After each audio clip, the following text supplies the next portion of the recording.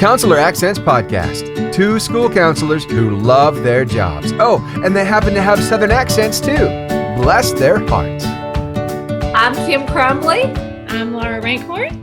And together we are, take it, Counselor Accents. I would like to take you down memory lane for a second. please. We had a guest on back in March, and you were not with me, so I got all the time with him, and you really missed out. But you will remember the episode with Dr. Brian Pecoraro. Oh, I'm yes, guessing he's yes. a doctor now. Almost. Almost. Okay. Well, he's Good still a enough. doctor in our book. Like So, I am. Almost. Yeah, whatever. He contacted us and said, I have someone for your podcast that would be perfect. And oh my goodness, I think he nailed it, because she is. We have Megan Neforos with us today. And let me tell you just a little bit about her. She has received the Exemplary Professional School Counselor for the College Board Counselor Recognition Program.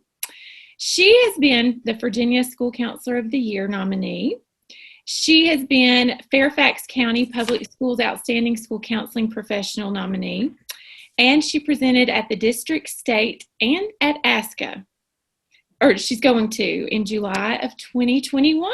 And so we have Megan with us. And that's just her, her accolades. I can't wait to get into what she has worked with and the experiences that she has. When we really dig into that, how exciting. Thank you guys so much for having me here. I'm really excited. This is a great opportunity to meet you guys and network and talk with other school counselors across the country and world.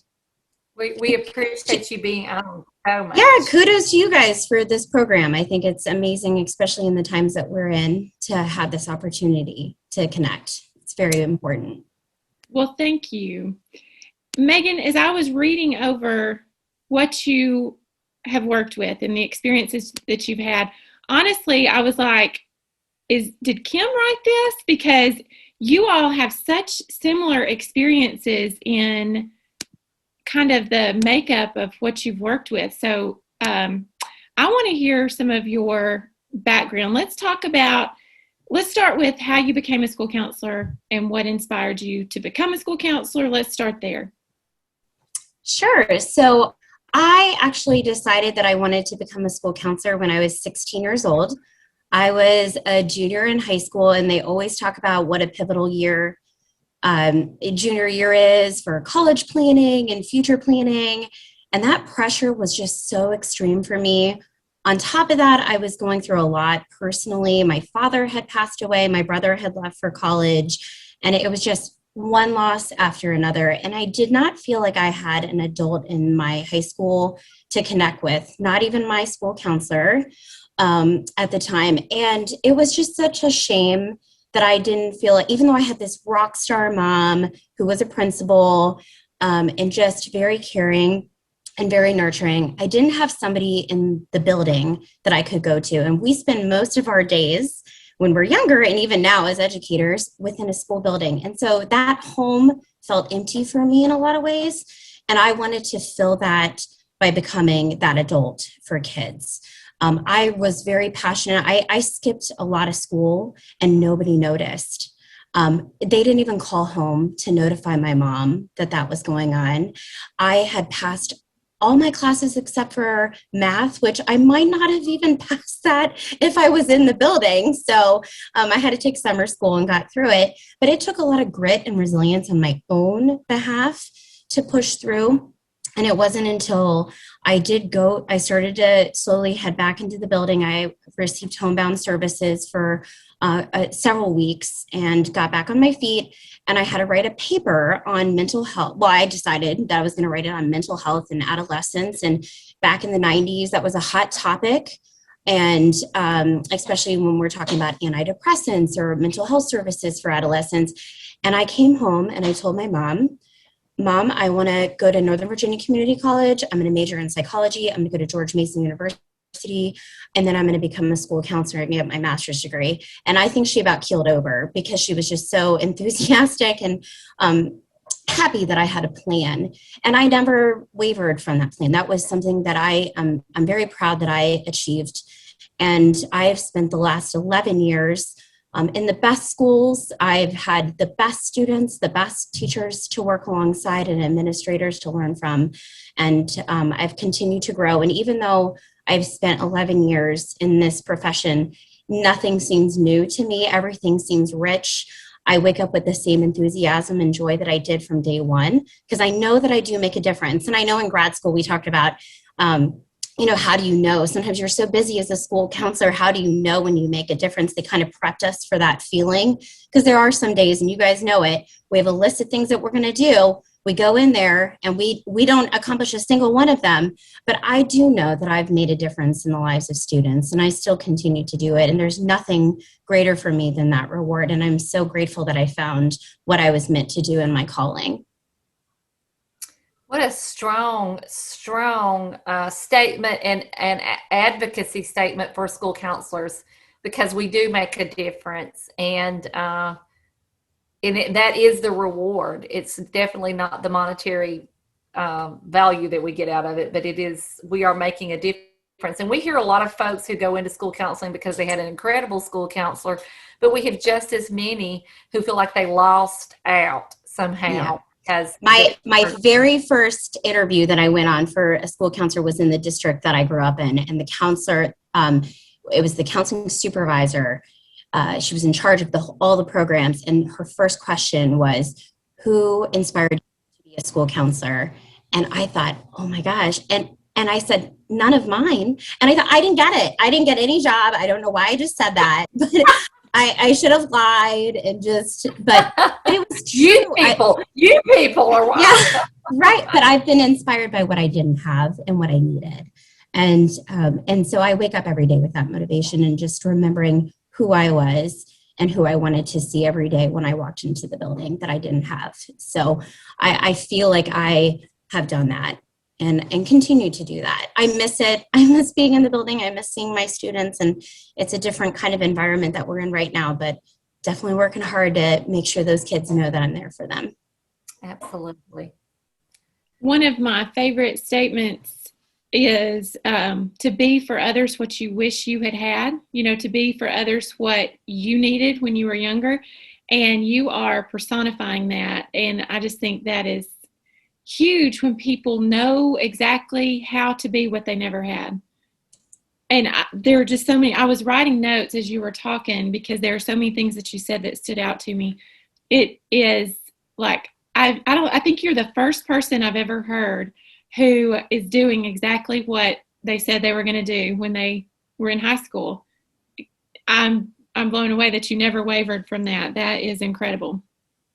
Yeah, I get called out a lot for my spirit fingers for school counseling. In grad school, I was known for it. And I don't know many people that really set their mind to becoming something and had such a passion all these years later. I mean, I am truly gifted and blessed that I knew that this is what I wanted to do. And I've been able to do it and achieve it. So I'm grateful every day. I feel like I always call myself a lucky teenager, that I was able to get through that time, because it was really dark and it was really sad. And it took a lot of energy to get through it. And so I'm able to step into students when they're struggling with mental health and feeling like there is no way out, because I felt that.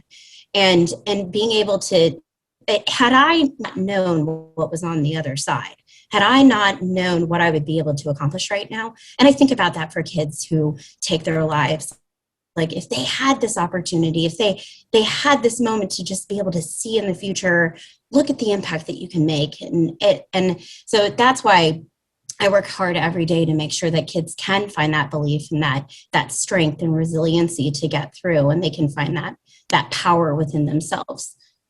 They can do a lot with it. So tell us about what group you work with. Do you work with all age groups? What has your history been? Has it been all age groups? Has it been mostly high school? Well, I was actually projected to, people thought that I would be an elementary school counselor, but I think that's just because I have a lot of like energy and spirit fingers. And I was working in an elementary school during grad school as a kindergarten teacher assistant. And I mean, if you've ever worked in kindergarten, they give you the most energy, but also bring it all out of you at the same time. So I had so much fun in there. But then I knew that I liked middle school a lot and that I would have been happy to be in middle school too. And I landed my first job at a 6th through 8th grade school. I was fortunate enough to work at a school that I had visited actually in grad school and with my professor in my class. And I walked out of there going, man, I want to work there. So in Fairfax County, most of our middle schools are 7th and 8th grade. There are 3 middle schools that are 6th, 7th, and 8th grade, and I was fortunate enough to work within that model and in a very high needs population. And I think that really helped build relationships with those students and also continue those relationships. I still talk to students that I had when they were 10 years old, and they're now married and graduating, and they keep me a part of their life. And that is so meaningful to me. I just stopped working in middle school last year.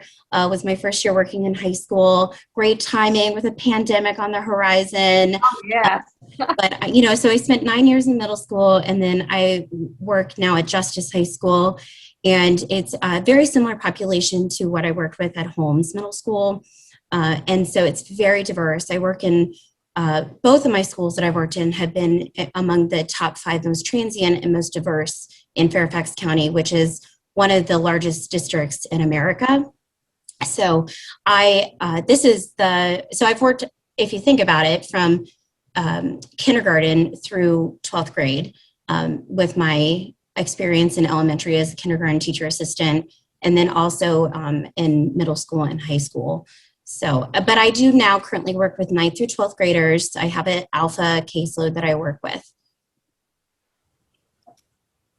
Well, a little bit of everything. Yes. I want to talk a little bit about some of the things that you have seen during this time that you've been a school counselor. You said that you have seen sex trafficking, gangs, drug use, poverty, pretty much everything, you name it, you've seen it. So I was wondering if you have any stories that stand out to you of times when you were just like, oh my goodness, I can't believe this just happened. Can you share a story or two with us? Oh, where to begin? When you talk about, before I go into this, the importance of self-care for us school counselors. And I think I'm a mom of 2 amazing sons who are 6 and 4. And so I've learned, I think they've made me a better school counselor because now I see the flip side of the situation and the importance of setting up a very safe and healthy household and life for them. And then I step into a school building where sometimes there are students who have crossed the border to come over here because they're worried about getting their organs harvested by gangs, and they're running miles and miles every day away from gang members just to get a couple hours of education. And they desperately, their parents want them to be safe and they want to learn. And then they make this tremendous voyage over to America, and they end up in our school and they're learning a new language, and they're with thousands of kids in a booming city outside of Washington, D.C. And it can be extremely overwhelming for these students. And they work so hard and they try so much to get where their parents wanted them to be. I think about the students that I work with now that didn't know a lick of English when they came here and wound up getting the IB diploma, and they have pushed through, persevered. They've been savvy and smart, and they have not wavered on their drive for success. I think about those students. I think about students that I've had who have been kidnapped by gangs and held against their will, and yet still crush it with their grades and come to school with a smile on their face. And they are the brightest joys that you can imagine working with. They inspire me. Those kids inspire me every single day. We have kids that are homeless, that don't have a home to go to or live with, 15 people in their house, and they're late to school because it takes them 2 hours to take a shower in the morning, and having to navigate that with families and get them resources. And I have learned more people within my district and within where I live because I've had to be more resourceful as a school counselor. So I really rely on social workers, school psychologists, administrators. I mean, it's a team effort at the schools that I work with. So I'm very blessed to work in Fairfax County where we do have a lot of those resources. I am aware of districts that don't have what I necessarily have available, whether it be the professional development or the people around me to help. So I am very privileged in that regard to have but that also helps me as a school counselor work with these kids to get them where they need to be. But we are the rock. We are the person that's moving them.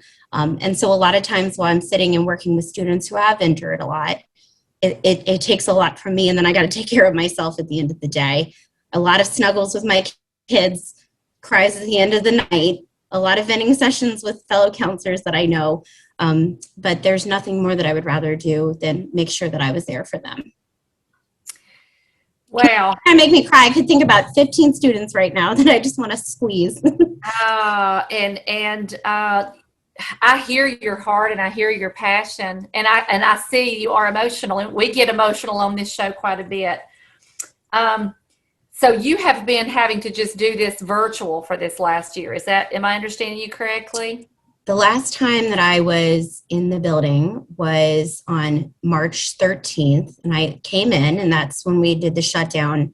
But that week leading up to it, we had a depression screening for our freshmen. And I had 7 freshmen that I needed to make referrals for suicidal ideation. That's how I ended at my building. And in my years, I had never had that many students, and I had a student that morning. So that's how I ended. And then I started virtual, and I thought, oh my gosh, I know there's so much going on and kids are in need. Yeah. And it just really exacerbated my anxiety for being virtual and not being able to actually be in a building and make sure students were safe. And I don't know, I just spoke to a new counselor Friday, and I don't know if there's any other, and I'm sure, but in education, there is a feeling that we live with, and it's hangs over us, and you have to learn to balance that and put it in its place, because fear does not propel us forward, but it's a ball of fear that resides in us that I'm going to miss something or miss a step or somebody's going to fall through the crack, and that increases. I feel like because as you have been K through 12. And I think as those kids get older and they have more freedoms and there are less eyes on them, that fear grows. And so that is something that you're talking about now. And we as a group and sisters and brothers in this counseling realm, that is a fear that we have to learn to live with. Sure. and do something with it, because it's always there. What could we have done? What should we have done? Are we missing a step? Talk to us a little bit, because Laura, when I say dumb it down, I mean dumb it down and then dumb it down more for her. It's not me. But Restorative Circles. Restorative Justice Circles, yep. Restorative Justice Circles. This is embarrassing, because this may be something that everybody is aware of, but can you explain to those, and I'm pointing to Laura, that know nothing about this, can you explain this to us? Actually, I would say that a lot of people may not know about this. And it is a great opportunity for me as a school counselor. And I actually think I have evidence of this. I presented it with my co-facilitator who I worked with at Holmes Middle School. We went to the Virginia School Counselor Association conference to present on restorative justice attendance circles. And it was literally standing room only. People were on the floor, pressed against the walls while we were presenting. Again, going back to the ability to have professional development so accessible and readily available for us to grow as school counselors in Fairfax County It's extraordinary.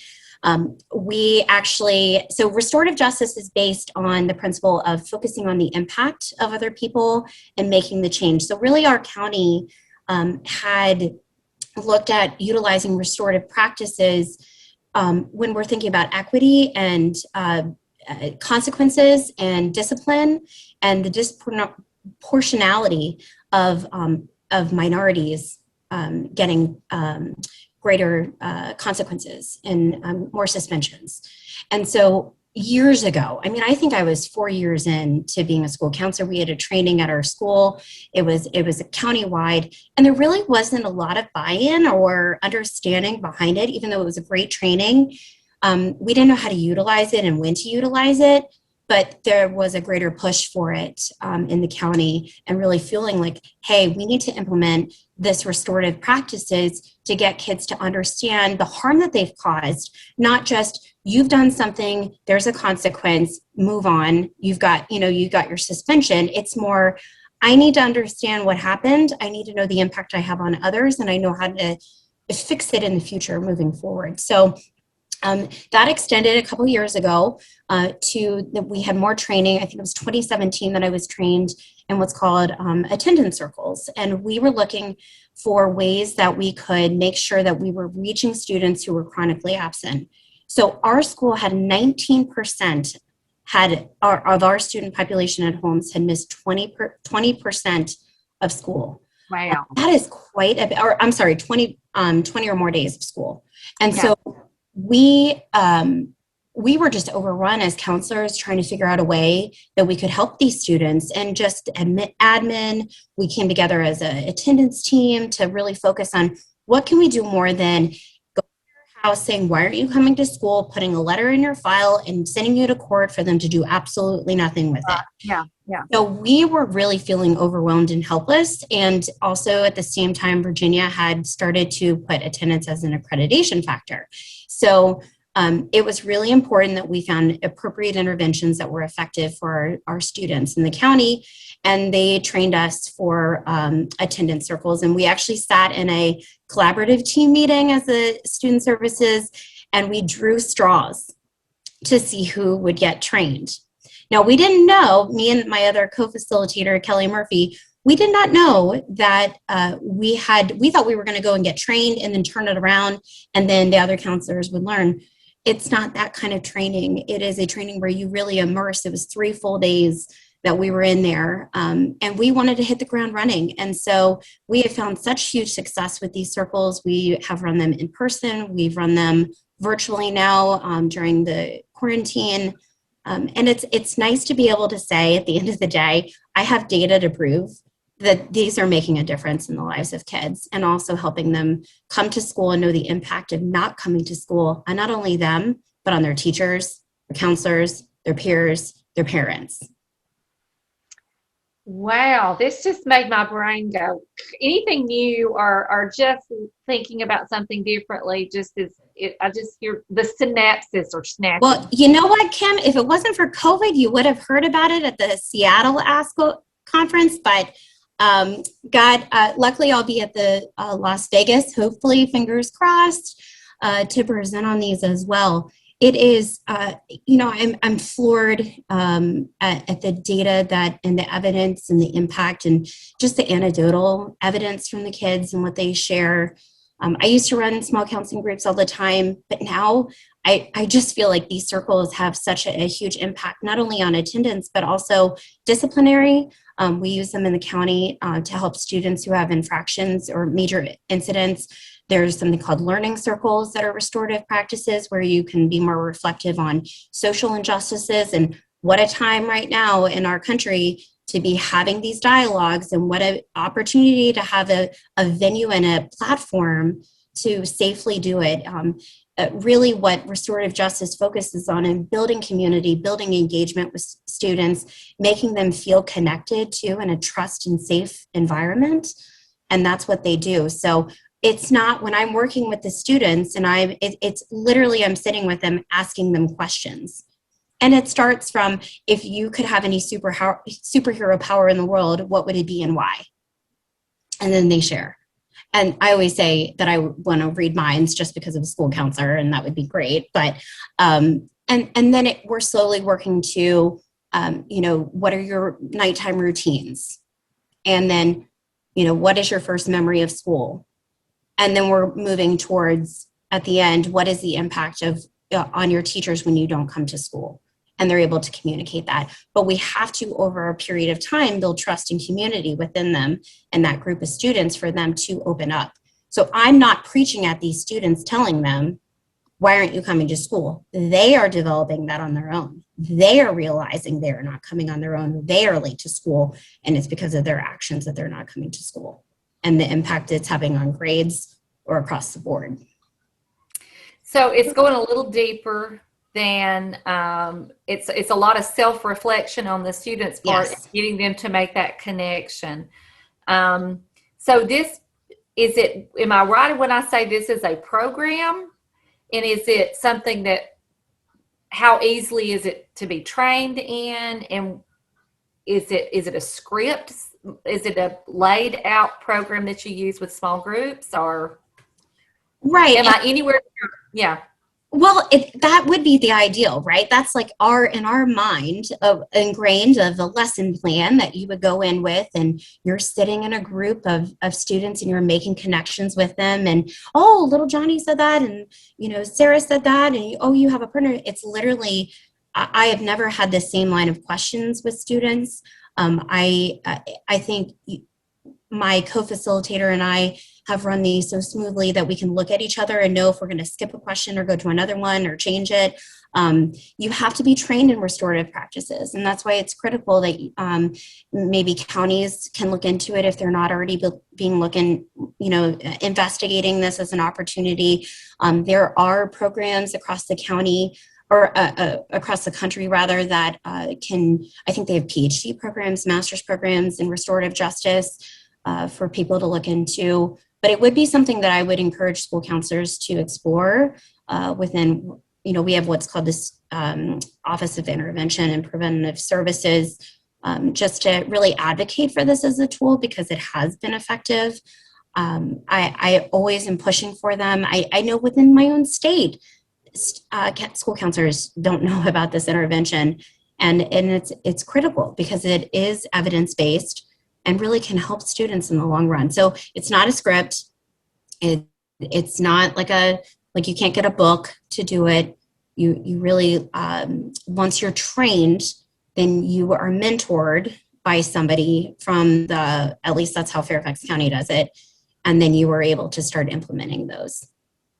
So this doesn't necessarily, in a system, it might fall on the school counselor, or it might fall on the social worker, or it might fall on the therapist if the school has one. So this is, am I correct in that? It could be a teacher. It could be an administrator. We have what's called a SOSA, Systems of Support Advisor. It could be a dean. It could be a school counselor who's doing it. Absolutely. As long as they're trained, just to make sure that it's run with fidelity, then they can absolutely run these circles. And I can see how this is definitely, Laura, in our wheelhouse. Well, when she holds her pins up, it means be quiet now, Kim. I need you to stop talking. You've hogged the last 4 questions. It's all yours. You have the talking stick. Thank you. Putting my stick. Ooh, that's what you use in restorative justice. You guys are already there. You have a talking stick. I will literally be presenting with you in Vegas. Is that what I heard? Are you going to come? I need a fan section. Oh, we're definitely there. My whole time with you, Kim, I've been trying to restore you to justice, and that's been my mission. And so, yes, we will present with you, Megan, if that is what you are asking. I think pretty much she's saying you can come, but sit in the choir and be quiet. Just a little like whoop whoop every once in a while. You got that. We'll be there. And if we're not at the same time, we will be in your session to hear more about Wonderful. This. Laura. All right, I've got questions. So one question that I have for you, and then I would like to just put it out there that I need the talking stick for about the next 3 questions. So Kim, pipe down. And I think that you touched on this, but I want to go just a little bit more in depth. tell me the difference between people who run a small group and these restorative justice circles, because, they may be saying, okay, that's what we do in our small group. So tell me the difference between each. Well, let me start by saying that one of my biggest struggles of starting to run restorative justice circles is that it wasn't similar to running a small group like I had known before. Okay. One of the reasons, we sit in a circle, all of us do that as a small counseling. We do not, one of the differences, you can run a small counseling group as a school counselor around a table. We remove any obstacle within the circle because it's a barrier for building community for restorative justice. So we sit in a circle with just chairs, and with the small counseling group, there's more talking and dialogue. I think it's more free. There's more opportunity for silence within a small counseling group for inner processing. Not everybody, when we talk about small counseling groups and dynamics, not everybody has to contribute. They contribute in their own way. So kids that sit there in silence, they're contributing because they are getting something out of it that maybe another person isn't. In a restorative justice circle, we are having students go around in a rotation. They have the opportunity to pass. There's a balance. There's 2 adults that are facilitating it who are trained in restorative justice. They have the talking piece, and we start with a question, and we answer the question ourselves. So there's a little element of self-disclosure there that the kids just love and eat up, that they find out a little bit about us. They always enjoy to know that my pump-up song is California Love by Tupac. They think that's hysterical. They learn a little bit about me every single time, what my favorite food is, what my hardest memory in school was, or what my favorite memory was school. They know that about me. And we go around in a circle and share. Kids can pass, but we always come back to them. Also, another thing is we look at making sure that we're all equals in restorative justice circles. So nobody hogs more time than the other. It is very equal all around. One of the greatest challenges of a restorative justice circle is students when they open up about a hardship. In a small counseling group, you can really tackle that. You can really open up and be like, wow, that was really hard when your dog died. Or, I've had a student open up in a restorative justice circle and say that they were a lesbian and they felt like that was a safe place for them. We didn't acknowledge it right then in the moment. They went around in the circle. We finished the circle. And then afterwards, I approached them as the facilitator and said, why don't you come to my office? Why don't we talk about what that was like to share? I'm so proud of you for feeling safe and comfortable, but not in the moment. We don't do it in the moment in those circles, which is very weird. And I really struggled with that. But it really keeps that balance. Because if we do tackle those students in the moment about what they're sharing, then it's not creating that equality for all in that safe space. I just had a student open up not too long ago that they were pregnant within a circle. And it felt like I was skipping them. It felt like I was ignoring them in the moment. But then afterwards, I was able to say, wow, like what a moment for you to be able to open up. I'm so glad that you did that. I'm honored that you could share that with us today. Let's start talking about how we can help you and get resources. So those are some of the big differences. So I hear that we all sit in a circle and talk. It's very, very different. It seems almost like there's a deeper trust and a deeper element to that than possibly. So how much time do you spend at this portion of your school counseling life in these, I can hear counselors saying, I barely have time to do, this, and then this is something else. So how much time, Laura, I hear what you're saying. I was not done with my 3 questions. Exactly. I would be kicked out of the restorative. I hear what you're saying. Please, I hear what her you're out. saying. I was testing y'all. How long does this take? And then you got the talking stick back, Laura. How long does this take in your program? I would honestly say that it's a part of the program and not an extra piece. It's something that I feel is important to do and incorporate, and is actually because, just a plug to any school counselors out there, and also anybody in grad school, that element of sharing with your stakeholders what you're doing about data is critical. So I actually have the backing. I'm the only school counselor in my department that is trained in these circles, and I am not running small counseling groups. I'm running the restorative justice circles. So we have an intervention period already as a school to focus on tier 2 interventions, and that's what this is. RJ is tier 2, and so I run every 4 weeks. I run it 2 times a week for 45 minutes. There's 8 sessions, but that would be normal for the other counselors too that are running groups on resiliency, groups on post-secondary planning, on-time graduation interventions. We're all doing the same thing. We're all in the same kind of wheelhouse to help students. So I don't think it's an extra addition. I think it's just become an important piece of what I do. And it's valued within the school because I do share regularly about what's happening and being an advocate for them, being an advocate for the intervention too, whether that be through social media outlets or also within my own building or outside. I'm regularly invited to share with people getting trained in the program about the success. Because when you look at the data, I mean, it speaks for itself. Okay. And back to Laura. Yes. And you kind of answered, it's like you have laid the groundwork perfectly for my next 2 questions. The first one is, you said you do this every 4 weeks, 2 times a week for 45 minutes. So I'm thinking about how students fluctuate, and you may have a student who now this week they've hit that 20 absence mark. So are these groups like, can you move people in and out of groups, or how do you work that? So we start with the same group of students. I'm glad you asked this question because it's important to know that students who are in these attendance circles should not have 20 days missing. They should have between 3 and 5 days.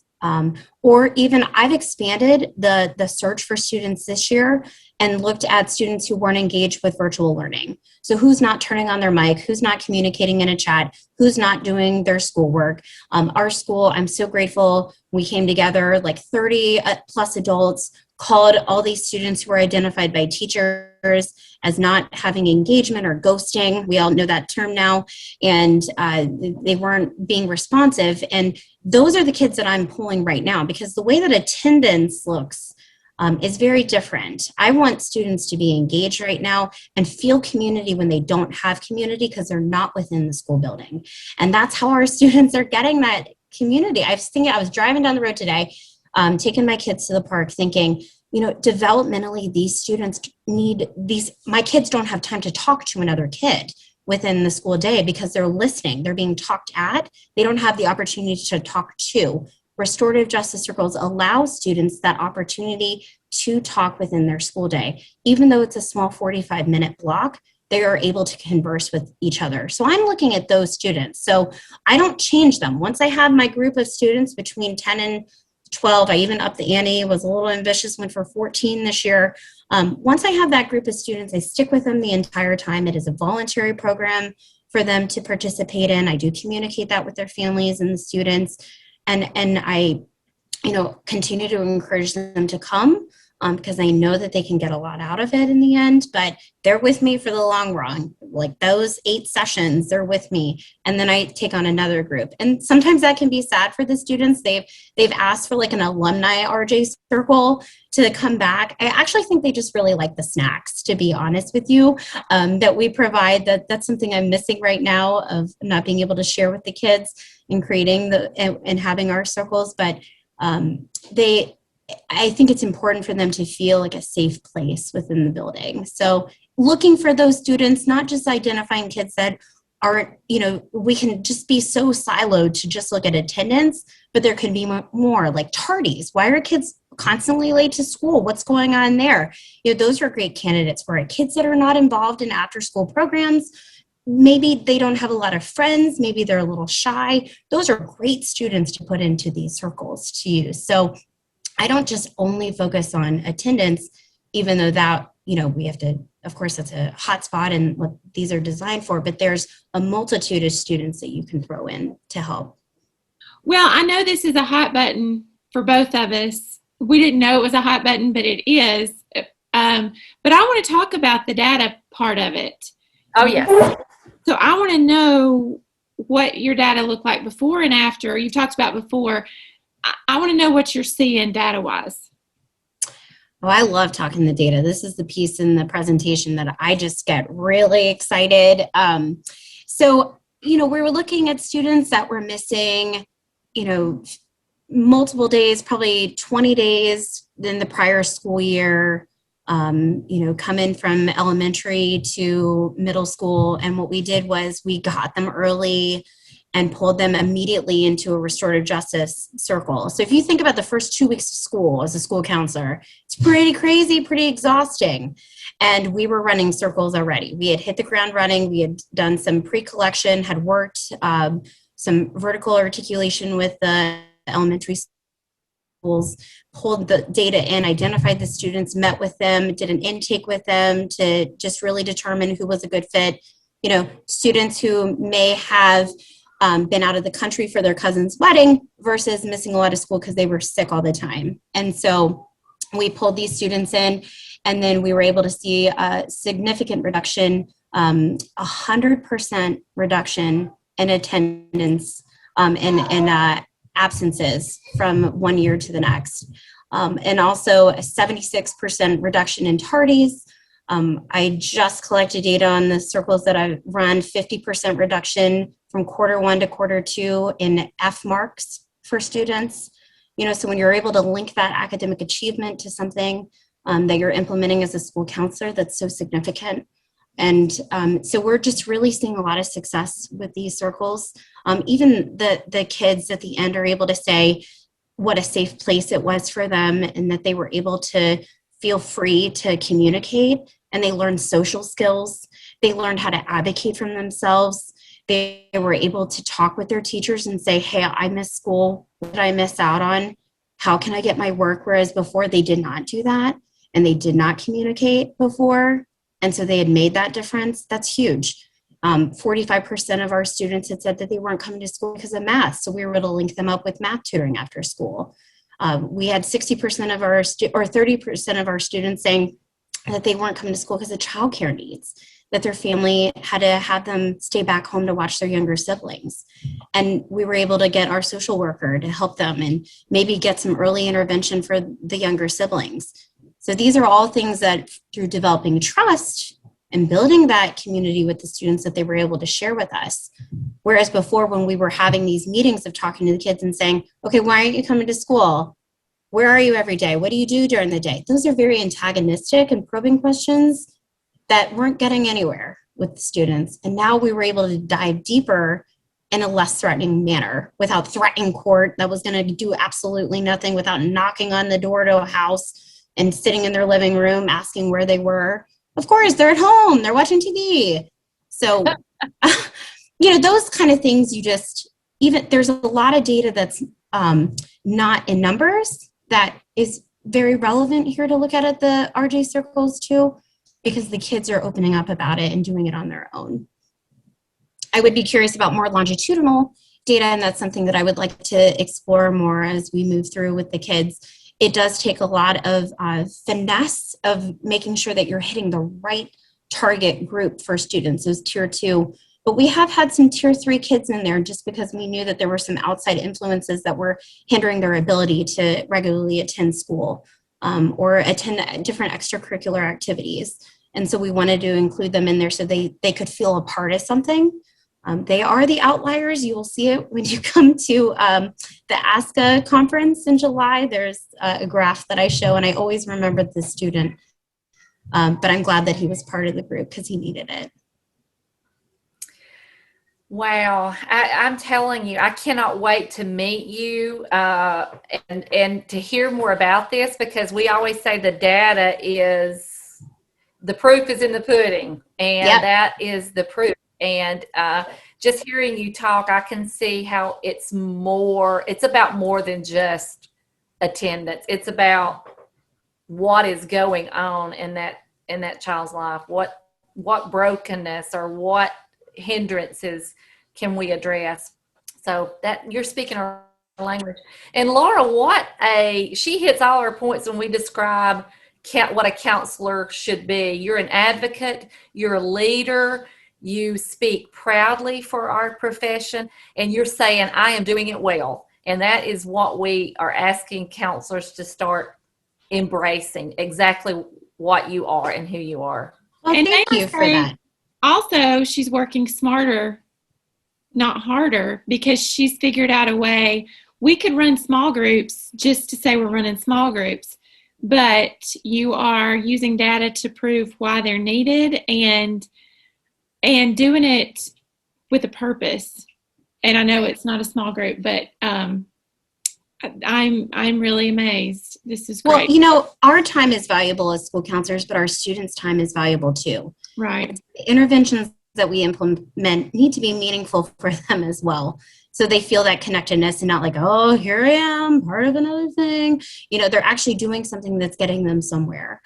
So when I talk with the students, I'm like, you know what? We see potential in you becoming this leader, and we really want to tap into it. And this is a great opportunity for you to develop those skills. And that is where the buy-in comes from. We're really promoting that growth within students and recognizing their strengths and building.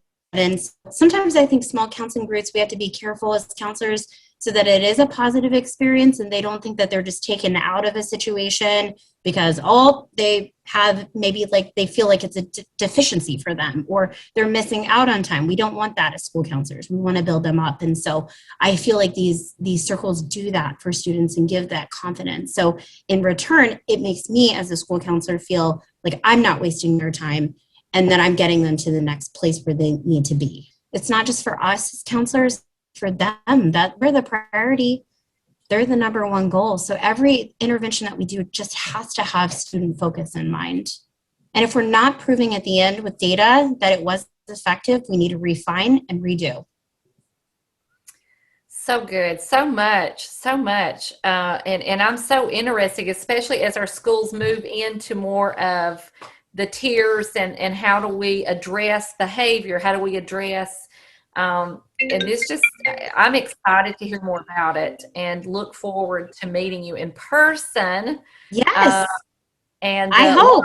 Laura and I are hoping we get to do some networking and maybe have a meet and greet with some folks that we're going to host. And we definitely would love to get to see you and talk to you. Fantastic. I would love that. That would be great to be able to meet you guys. And I look forward to joining other school counselors there. Fingers crossed. Kim, tell her how she'll know. Tell her how she'll know us. Oh, she's 20 feet tall and I am 2 feet tall. It's like, you'll know us like this.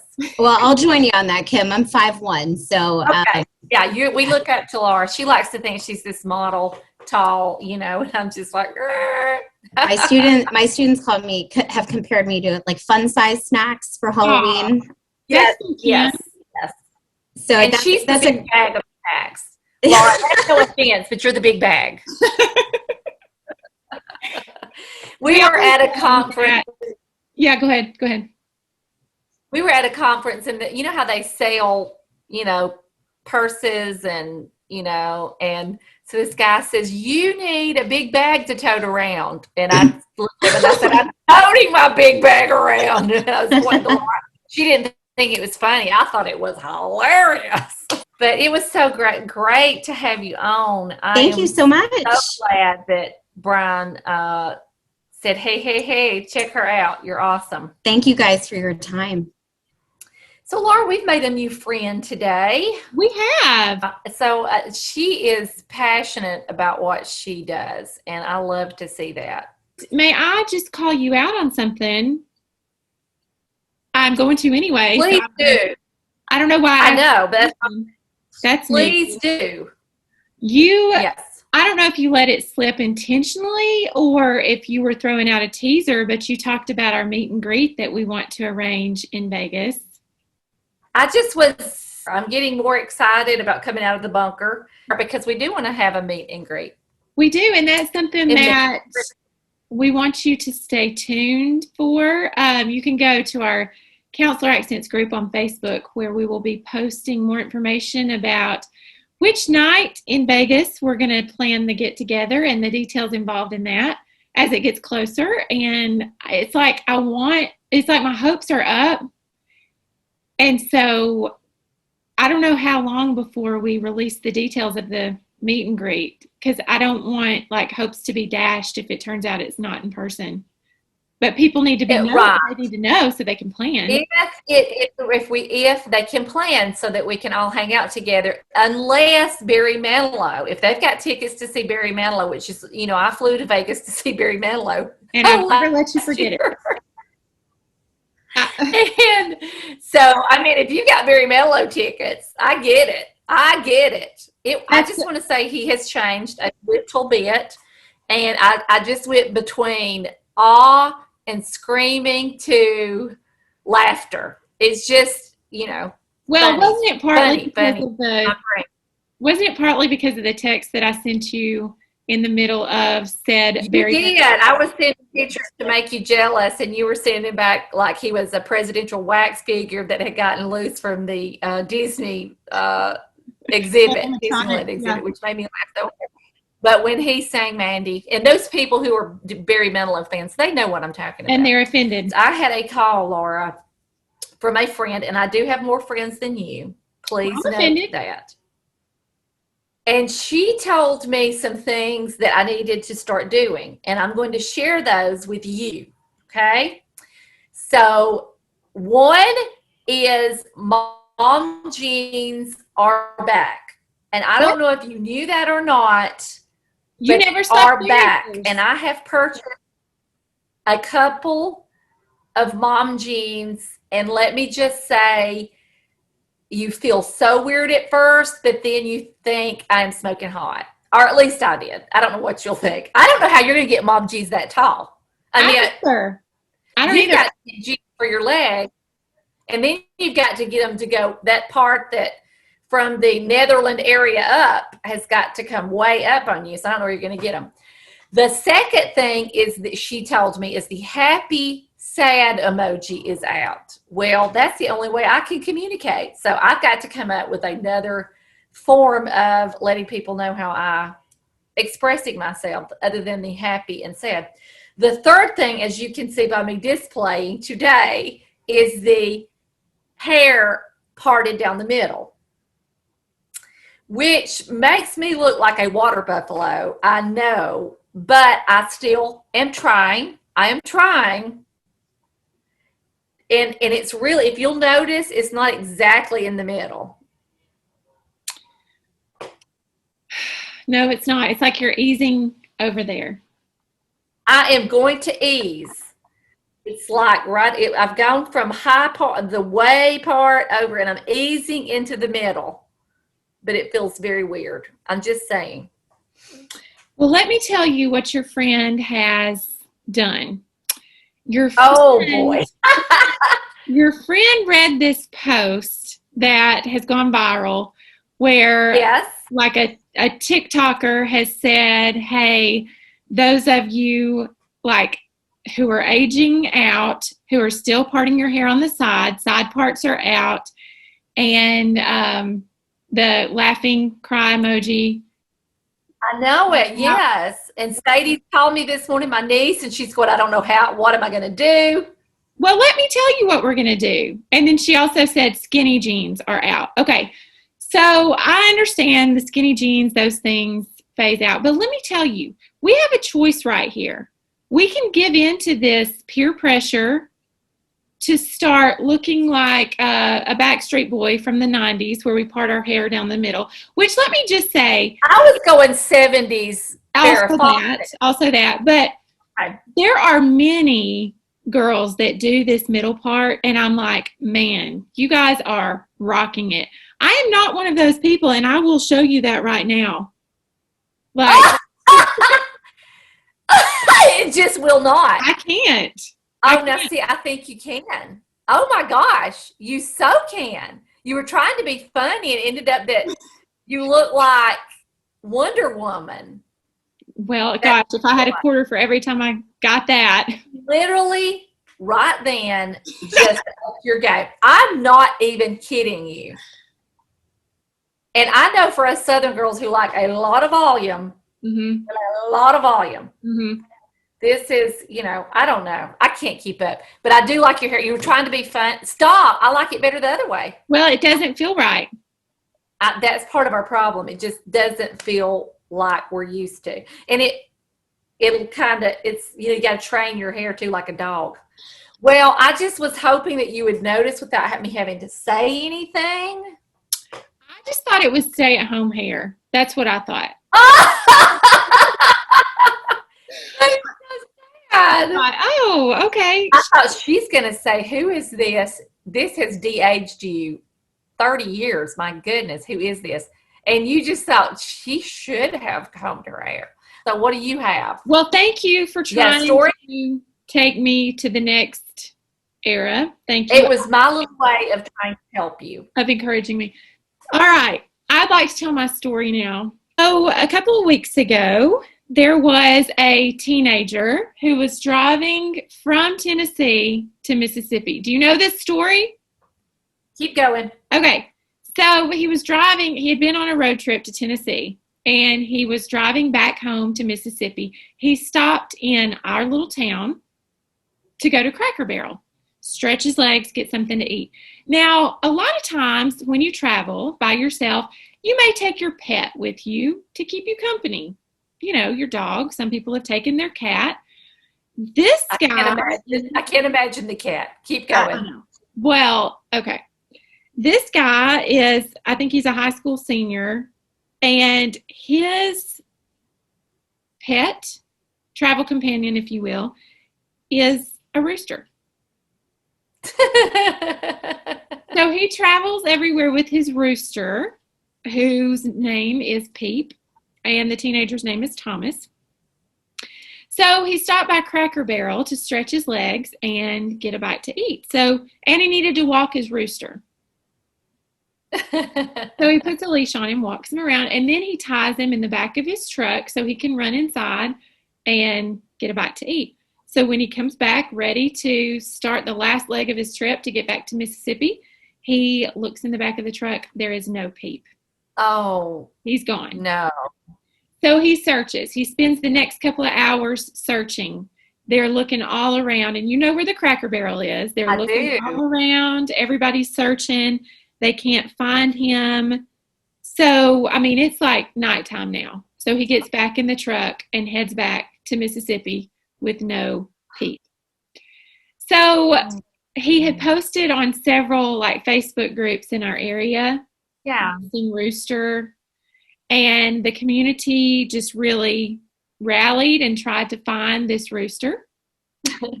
And I believe it was the next day, somebody posted and said they had found this rooster walking around the Cracker Barrel parking lot. And so he turned around. Somebody from our town said, "Hey, I'll meet you in Birmingham." So the next day he got back in his truck and went to Birmingham and met the guy that had Peep the rooster, and they were reunited. I just feel like this is I feel like this is a Hallmark movie, Thomas and Peep. Thomas and Peep. Yes. That is a feel-good story. If it's not in the works, then it should be. A Lifetime movie? I don't know. But that is so sweet. And Tom, I love that Peep came back to the scene of the crime. Peep had done a little investigation around the community. And decided, I'm going to head on back now to Thomas. And Thomas is gone. Yep. And knowing our good neighbors around our community, I am surprised that Peep did not end up on the dinner plate. That is what so many people commented and said, that they are very surprised that, Pete didn't come to dinner, if you will. If you will, I will. Pete was invited. Yeah. Well, that is a good story. How I missed it, I do not know, but I love it when you can surprise me with this story, and that's a good one. Okay, well, I'm excited about upcoming podcast, and I am too. We have got some good ones, like blow your mind good ones in the works. Very good. Do you want to talk about what we have? Do we want to throw out a nibble? Nibble away, if you will. We have a story that's going to like knock your socks off. When it comes to substance abuse and how it impacts our families, how it impacts our children. And I am just really looking forward to this story. Yeah, and it's a well-known person in the in our nation, and so I'm excited. A lot of people deal with these kinds of issues, and they're ashamed to talk about it or embarrassed or whatever. So her ministry, what she's doing, her ministry is incredible. So yes, we're excited about that. And then we have someone that we've been wanting to have on for a long time. A lot of questions we get are centered around, what in the world do I do in individual sessions? And we've talked before about how you really don't know what's coming in the door when a student wants to talk with you in an individual session. You just don't know which kit you need to pull out to work with. Yeah. So we have I'm speechless even thinking about what all he's going to bring. Are you talking about Toolbox Guy? Yeah. Yes, you have drugged me to hear him everywhere. You love this guy. I do. He's really good. So I'm excited about that too. Let me say I drug you one time, and then you were skipped to everything else. Yes, there you go. So that's enough of a teaser, don't you think? I do. We've got other ones, but we're not going to tell you about those. All right. Well, you can join our Facebook group. We mentioned it. You can join our Facebook group. You can follow us on Instagram. You can like and subscribe to this podcast and share it with a friend.